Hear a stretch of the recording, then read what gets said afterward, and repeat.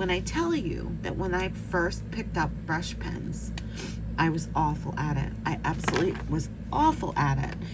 And I improved that a lefty can letter, and that all you need to do is practice and it will come.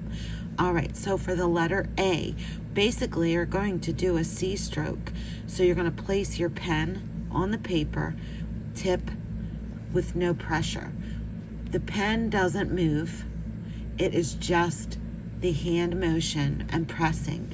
So you're going to start with no pressure, and you're going to go up around the corner, press down on that marker, and come around and lift it up. So you're making kind of like a C. We'll try it again. Pen tip on the paper, no pressure, you're on the tip. Come around the top, press hard, lift back up to the point, and finish off, right? All right, so what's the next stroke? That is this stroke here. Pen tip to the paper, and you're gonna press going down. As you come under, you're gonna lift that with no pressure back to the point. And we'll try that one more time. Press, come around, and lift. All right, now let's put those together. So we're gonna do this stroke again.